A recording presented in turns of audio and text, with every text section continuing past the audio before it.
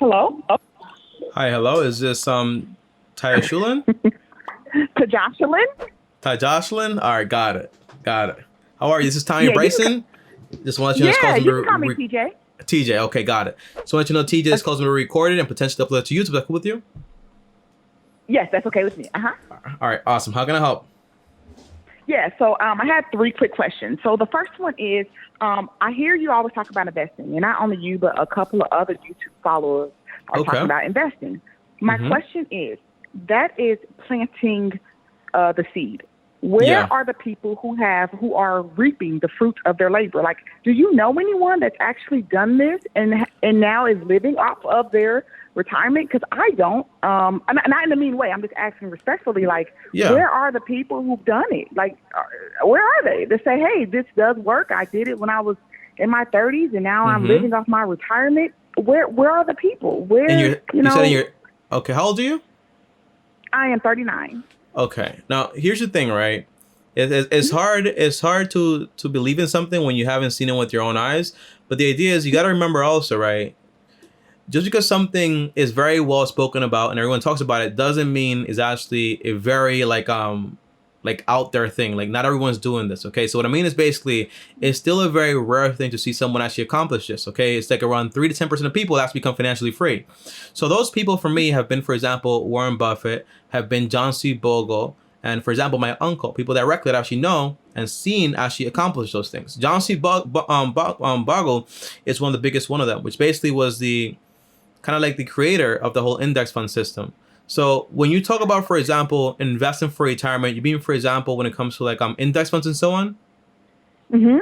Yeah. So it's just you don't even need to see like people around you, but more, for example, people that are talking about it, that accomplish it. For example, in books, if you look at history with the stock market, it's around 8 to 10% gains, right? So it's just history showing you, hey, if I invest this much money and I make 8 10% based on historic rates, right? Then in the end, I'll have this much money, right? But I rather do that and invest money than get to 60 or 70 and be like, oh, so I could have done that, but I didn't do it because I didn't really believe in that. Does that make sense? Yeah, it does. It Yeah. does. So do me a favor. Look, you want to read this book? It's called The Little Book About Common Sense Investing by John C. Bogle. Okay. And that's the guy that basically invented the entire index fund. And he'll tell you all you need to know when it comes to investing into index funds, how it works, why that's the right way to invest, if you don't want to pick stocks and so on. But yeah, it's very possible. It's kind of like telling someone, how do I not become a millionaire if I don't know a millionaire, right? Because you basically see all those people that have accomplished it and they're sharing their stories. You might not have direct access to them, but you're able Mm-hmm. to read their books and see them out there. But it's still like a rare thing, not everybody accomplished it, obviously. Mm-hmm. Gotcha. Okay, sure thing. I'll definitely read the book and look that guy up. And you said your uncle. So I'm not trying to be like in your business. So is your uncle like an older man and he invested it when he was like in his 20s, Well, or what's his story? And like, are you seeing the fruits of his labor? okay. Well, my uncle has been working since he was like around like 12 or like 10 years old, right? And he didn't really Mm-hmm. invest into the stock market, but he basically invested into his business, which, by the way, investing into the Okay. stock market is basically investing into a business. That's all you're really doing. When you invest into Mm-hmm. index funds, you're investing, for example, into the entire US stock market, the entire country as a whole. So it's kind of like a more personal situation when you have someone like build a business from the ground up from age 10 since he was like a little boy. Now he's like around, I think, 47 or 45 years old, and he's a millionaire, right? But it's all about like Mm-hmm. consistently hard work, saving up his money, investing, and not wasting it. Finance is very Mm-hmm. Mm-hmm. simple. It's just if you make money, don't spend all of it, invest some of it, save some of it, and just keep your expenses below what you actually make. That's all it is. It's frugality. Yeah. Makes sense. Makes sense. Okay. And so my question also is, so Bryson, when we are, you and I are in our 60s, I'm making this up, or 65, and we're ready Mm-hmm. to withdraw our investments. We've made all our returns. How do we do it? Do you literally withdraw all that money No, out of the no, stock market? Okay. no. Okay, Okay. so How do great you do question. it? Great question. And that's Mm-hmm. that's that's an awesome question, by the way. And by the way, you don't have to rush. We have like 30 minutes. It's Oh, fine. Um, okay. yeah, so Okay. you're fine. Don't worry about it. I hear your voice like rushing a little bit. But Yeah. the idea is that let's say you're 39, right? Yes. So let's I'm say you 39. you invest for like 30 years. like $500 per month or like $1,000 per month. Let's say by the time you choose to actually retire, you have, for example, 1.2, 1.5, or $2 million in there. How do you take that money out to make sure you don't run out of money, right? Because that's the biggest thing. Because if you take all that money out, well, now the idea is, well, guess what? I'm TJ. I'm 60 years old now, or let's say I'm 60 years old now. Let's say I'm going to live until I'm 100, so that's 40 years. If I have $1.2 million, right, divided by an extra 40 years, that's only $30,000 a year in income, right? It's not a lot of money. Right. So the idea is, TJ, what you have to do is you use the 4% rule, which basically means you leave the money invested, but if the money that's invested is making you, for example, 8% a year or 10% a year, right? The biggest idea is basically if you just take out 4%, it means your money is still going to grow faster than you're actually taking the money out. So, for example, if you have $1.2 million in there and you take out, for example, just 4%, that's around $48,000 every single year. But if it's making you, for example, 10% a year, that's $120K that's actually making you. So while you make $120K, you take out 48. So it means your money is still growing and you still get to take money out. Now, one big thing is basically people forget this, right? You have inflation, 2-3%. By the time you turn 60 years old, that 1.2 million or 2 million is not going to be worth all that much, right? It'll be worth a lot of money, obviously, but the goal is when it comes to retirement, you want to make sure you're debt free, meaning you own your home, you have money for emergencies, everything you have is paid off in full. You have, for example, your entire like Social Security, and then all this other income is just supplemental. It's just extra income for you. Does that make sense? Yes. But do you follow that 4% rule? Yes. All the way up until you're like 80 and 90, 100? I mean, for me, when does it stop? It doesn't stop. There's no end in it. If you try to rush it, the end of life is death, right? So if you can't rush, you don't want to get to that finish line, right? So hopefully you don't ever have to stop. But I'll tell you this, right? It sounds like, Tommy, when do I stop investing and get to enjoy everything I've made? Is that the right question you're trying to ask me? Yes, exactly. Yes. Well, do you have kids? Yes, I have a son. So would you want to pass on your wealth to him in some way? That would be, yes, I would. Okay. Yes, Okay. definitely. Well, your main priority would be, hey, let me save my money for college for him or whatever it is. But also the main thing is that, TJ, if in 20 years or 15 years, you're 100% debt free, meaning you own your home, right? You own your car. You have, for example, Social Security coming in or whatever it is, right? Well, that's kind of like unrealistic there. But you have everything taken care of, right? Your expenses are very, very low. And if you've been investing correctly and you have $48,000 in income coming in, what else do you need money for? That's enough money to go out there, travel, buy the car you want to buy and everything else. Does that make sense? Yes, so it does. If you want to, right, there's the option that you say, well, I'm going to go nuclear here, Tommy. I'm 70 years old. The average woman might live to around like 80 or 75 years old. So I'm going to go ahead and just take out all my money and spend all of it. Well, you better hope you don't last longer, right? And that's the main thing, right? So I'd rather, for example, say I'm going to take out, or you can be, by the way, 4% is very conservative. The guy that created the rule changed it to 5%, I think, because it's very conservative. So you want to change it to like 5% or 10%. The idea is if you do 4%, you're guaranteed not to lose money for at least 33 years. You won't run out of money. Because if the worst thing happens, for example, a crazy depression, recession after the recession, then that's a problem. But you want to make sure you don't run out of money. So that's why 4% is so conservative, but it's also so secure. If you want to go a little higher, let's say you're 70 or 80, and you say, well, I want to take out 10% or 5% or 7%. That's fine, right? But understand there's a possibility that you might run out of money, especially if the market becomes depressed. True. That's true. Yeah. And with your wisdom, do you think that will ever happen again? Like a Great Depression of the market crashing? Most likely. So then what happens to our money? Well, okay, a market has cycles, right? Everything has cycles. It's kind of like how you have an umbrella company and you have, for example, like the hotels. When the hotel is rainy, guess what? They don't get a lot of business, right?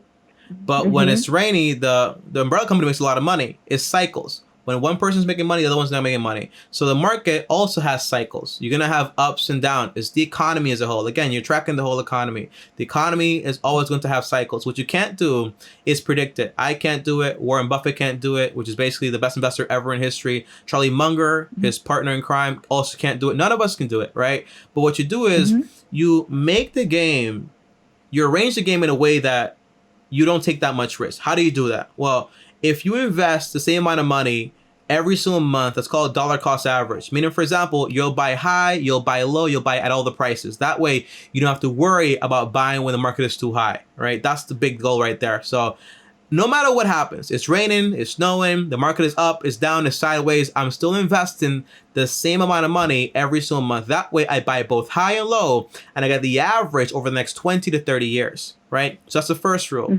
On top of that, second rule is you want to keep a balanced portfolio. So if I'm 39, I'll probably do, for example, 80-20. Meaning I'm doing 80% to stock ETFs or index funds, and then 20% into bonds, or for example, into bond ETFs. By the way, if you're investing for like 20, 30 years, you can probably do like all stocks. It's just me. Like I like having some bonds in there for like more conservative and to just be like a little bit more safer. That's the way I do it. But if you want to keep that balance, so you want to rebalance your portfolio to make sure you have that 80-20 or 50-50, whatever you actually want to do. And then lastly, you also do the 4% rule. And that's the idea. So if you do all those things correctly, if the market goes down, right, again, 20, 30 years from now, the market goes down by, let's say, 50%. So now your $1.2 million turns into, for example, crazy scenario here, into $600,000. 4% rule says you can take out, for example, $24,000. But again, $24,000, but your house is paid off. Your car is paid off. Everything's paid off, right? And you also can have, if you love your job, right, you can still have that money coming in from that job also, but you also have this extra income as supplemental income. In order for you to lose all your money and go down to zero, it means America is done. And at that point, whatever money you have doesn't matter. Does that make sense? Yes, it does. Yeah. It does make sense. Yeah. Got it. Okay. So you said that I could pass on my investments to my son, correct? Yeah. Can he live off the 4% rule? So let's say I'm long and gone. I've lived to 100 years old. I still have my money. I've transferred over to him. Can he live off that 4%? I mean, like everything's paid for. He's living in my house. Him and his kids, his next generation. Can he still withdraw 4% and still work like a full-time job? I probably wouldn't want to do that. Adversity is an amazing thing, right? So adversity creates really good human beings. When you have a child expecting things that don't belong to him, in a way, there's like his rights in a way, but you don't want to create like expectations and also like spoil kids, right? So my thing would be as a mother or as whatever it is, I would try to say, hey, I want to, like my mom, right? My mom could buy me, for example, one game a year, but I have to figure the rest out, right?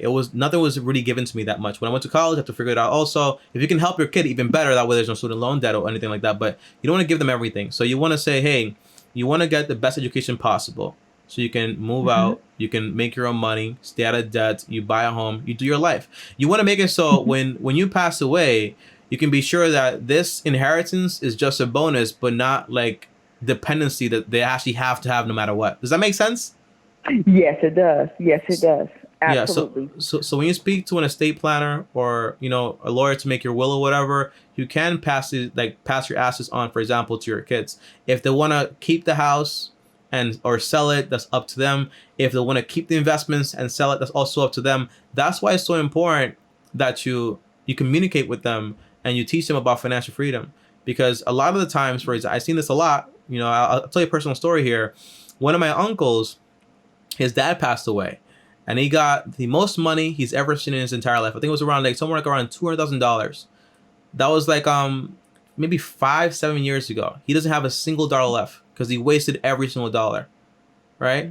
So whatever work you've done so far, if you don't actually nurture that information and that concept to your kids about financial freedom, it won't be worth anything. And that's why you also want to talk to an estate planner or will planner. That way, you want to control everything from beyond the grave, but you want to have certain expectations have to be met. Like make sure you go to college, make sure you're doing your own thing. And if you don't do any of that stuff, well, you don't get the money. It gets donated to charity or whatever it is. You know what I mean? Yes. Set expectations. I understand. Yes, sir. Exactly. Okay. Okay. And Tommy, do Mm-hmm. I when I'm investing, does my husband invest as well? So I just want to make sure I understand. So if I put in $500 to $1,000 a month, my husband Mm-hmm. needs to do that too, or can we just live off my husband's? I'm just kind of confused on if we both need to do this. Okay, so right now, to be honest with you, Tommy, Mm-hmm. personally, we have nothing. We have nothing saved up. Like we are 39. We need to start saving. So Okay. to buckle down, do we just do one account and just throw both of our monies in that, or do you want us to do Okay. separate accounts and he'll do his, I'll do mine, so then we can have $2 million when Okay. it's retirement time? What are Let me your ask. thoughts on that? Let me ask you a question. If I Mhm. grabbed you and your husband and I dumped you in the middle of the ocean, and there are four paddles, right, to paddle out on this boat, what do you want to do by yourself? Or you want to do as a team? As a team, Yeah. So you're married, right? The yes, Bible says I am married. Yes. you join two wholes as one, right? That's the whole idea.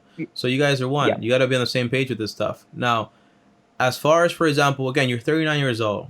People live a very long time in America and also around the world, right? So be very patient with this stuff. But you want to make sure both of you financially are on the same page.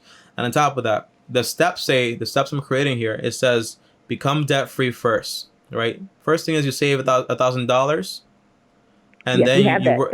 We Okay, got oh, that. okay, awesome. And then you work towards paying off debt. How? I Okay. use the Avalanche Method, meaning, for example, I pay the debt with the highest APR first.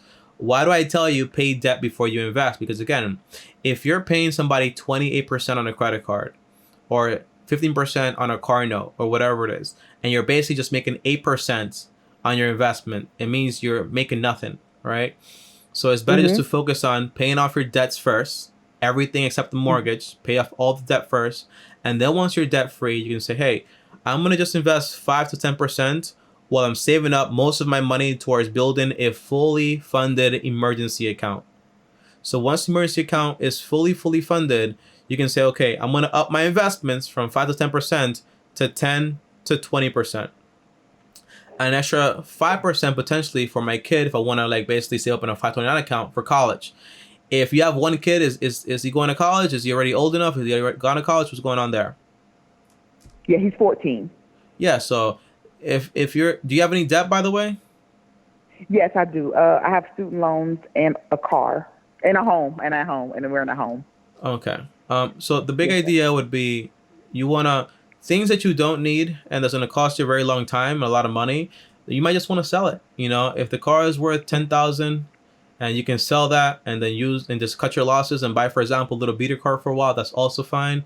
If you have the student loan debt, well, work towards paying that off also. Once you're debt free, you can work towards, hey, now let's try to build wealth and save fully for emergencies. That's the main idea. Yes, But sir. once you get to Okay. that point, when you have the emergency fund fully funded, you've been investing. By the way, when you're investing money, you want to do it, for example, get the match in the company where you work at first, because that's free money. The rest of the money Mhm. can go, for example, into your Roth IRA, and that's the Mhm. idea. If any money is left over, you can put it, for example, either into your 401k or into your Roth 401k. If they have that available, get the Roth 401k option. Why? Because all the money you invest into that, in the future, all that money will be yours. If you do a 401k, you get the tax benefit today, but in the future, they will tax you and all that stuff. And that's when basically you're going to need the benefit of having all your money. So if they have a Roth 401k option, you do that instead of the 401k. Does that make sense? Yes, it does. It does make sense. Okay. And while we're on the 401k conversation, is it true you're supposed to stop contributing to your 401k until you pay your debt off? Because that could be an What? extra like $600 a month in our pocket to pay off debt if I stop contributing to Yes. my 401k. Yes, it is true. I think the big person that says that a lot is Dave Ramsey. But I also say too, your priority is going to be paying off debt. Okay. That's your priority. Your priority is you pay off debt. Once you're debt free, you can basically invest a lot more and save for security, which is basically your emergency fund. Once you have that, you're good to go. But this all starts with one thing, and that one thing is a budget. So a budget Yep. usually has four walls. That means shelter, utilities, groceries, and also transportation. You're gonna find a way to cut on those things, or for example, save money on it, or for example, just sell the things you don't need. For example, transportation, the car you have, how much do you owe on it? We owe 5,000 left. Not bad. How much is it Yes, worth? I've been attacking Yeah, it. not bad at all. So you can. How much student loan debt do you have? 70,000. Yeah, that's a big one right there. So you might just want to go ahead and say, which one has the highest interest rate? The car is 0%. My student loan is 6%. Until when the car is 0%? For 3 more years. Yeah. I got 3 years left on it. Okay, so I'd probably just attack the one with the highest APR, which is basically, in this case, a student loan debt. Mm-hmm. So you try to pay that off as fast as possible. But by the way, again, it sounds like you're a very smart lady, right, TJ? But you and your husband need to be on the same page. Because if it's just you doing this, it's going to be a lot harder. You guys are one. You guys have one kid. You guys have one home. It's just one life, right? So if he's making money, you're making money together. You wipe off all that debt together. You build wealth. And that's the whole idea. Right? Yep, it is. Yep, it is. Thank you, Tommy. I appreciate it. Thank you so much. No problem. And I hate to play devil advocate here, but just one more quick question. This is the last one. Mm-hmm. If I focus on my debt, Tommy, I'm afraid that we're going to be paying debt for a long time. So I'm just giving you a worst case scenario. Let's say worst case scenario, my student loans take us 10 years to pay. Why would it take you that long? Why? How much money do you make? I make $80,000 a year. Okay, you make $80,000. How much does your husband make? He makes $50,000 a year. $50,000 a year, right? So that's $130,000, right? Mm-hmm. Mm-hmm. How much money are you spending per month? $4,000. $4,000. So that's $48,000 in expenses every single year. That's what you're telling me. Yes, sir. Okay, so if you do the quick math, 130 minus $48,000, that is $82,000. If what you're telling me is correct, and it probably isn't, you'll be done in 1 year, right? Yeah. Yes. That's possible. So there is no worst scenario here. Worst scenario only comes when you're not objective about things. The worst scenario is you lose your job and you get another one. That's why you have an emergency fund, right? Yeah. Mm-hmm. So there is no 10-year mark. If you and your husband get on the same page here, and you get down with a real budget, not saying like it's just $4,000, but you only have $1,000 right now, right? That's not what you want to do. You want to say, let's write down our budget, whatever 4 walls. We have shelter, utilities, groceries, and transportation. Everything else is a want. Everything else is a want. Nothing outside of that is just like nothing you need there. Everything else is a want. If you have shelter, you're good to go. If you have utilities, that's your light, your internet for your kid and all that stuff, and yourself, and transportation, and then the groceries. That's all you need. Don't spend too much money on groceries. You probably already know this, but the idea is you have a bunch of extra money. The big problem here, TJ, comes from it's a big sacrifice because you're working so hard for this money, but you have to pay back, and that's the game you chose. When you borrow money, the goal is not to go 10 years and the debt is a pet, like Dave Ramsey says. You take care of it. You're done with it. You kill it. That's all you got to do. So you take 1, 2 years or 3 years at most. You pay off all this debt. And now guess what you have now? Now you have, for example, $82K to build your emergency fund very quickly to basically start investing a ton of money for both you and your husband, also your child's university expense. And on top of that, you have money to tackle your mortgage next. How much money do you owe on the mortgage? $253. Look, man, you are in an amazing space. In an amazing space. Oh, really? Oh, my, yes. I have anxiety. You don't understand. No. You can talk to I have anxiety. I'm like, we're not going to make it. We're not going to make it. Yes, you are in a great spot here. I mean, the big problem is you have lawyers and doctors that make, $5,000 a year, but they have expenses going through their eyes. If you're telling me you're spending only $4K, which you're probably not, you're probably spending more money. Once you get a very good budget, you have all of this money, 1.5 years, you're done with the debt. You save for emergencies in 2-3 months. You keep investing that 5-10%, right? Once you're basically have your emergency fund fully funded, again, here's the steps. You go ahead, you invest 10 to 20% for your retirement, right? That's just your retirement. An extra 5% for your kids' 529 account if you actually want to do that. But you're also using 15 to 20% of your money to tackle this mortgage, right? If you owe $253 and you can throw in there, for example, an extra $50,000 a year, you'll be done, for example, what is it, like 5 years? 5-6 years? Yeah. So imagine now, TJ, you're 39, let's say 6 years. You're 45. You have no mortgage. You have no debt whatsoever. You have an emergency fund. You've been investing correctly. The world is your horizon, you know? Mm-hmm. But the sacrifice is there is no more crazy eating out. There is no more none of that stuff. It's just about focus. Does that make sense? Yes, sir. Yes, it does make complete sense. Yes, it does. Okay. Awesome, Yep. TJ. You got this, okay? Thank you so much. Talk to your husband and get on the same page, okay? Because it's teamwork. You have a very high income, but it'll be a lot faster if your husband is also on the same page. And also make a little budget for fun, maybe like 1% of your income. That way, like you don't go crazy. Just like 1%, and that's it. Okay. Get a taste for it, but that's all you got. Okay. Yes, sir. Makes sense. Thank you, Tommy. I really appreciate your time. All right, no problem. And by the way, TJ, all these calls, they're free. And on top of that, they're not a one-time thing. If you want to call back a few months later when you've done what you got to do, you can feel free to call back. If you have any more questions tomorrow, you can also schedule a call, okay? You're solid. Okay. All right. Thanks, Tom. All right. See you next time. Peace out. All right. Bye-bye. All right, guys. So there's nothing ever more, I love the idea of seeing someone have their eyes just like going crazy. Like, oh my, I'm not gonna get out of this, okay?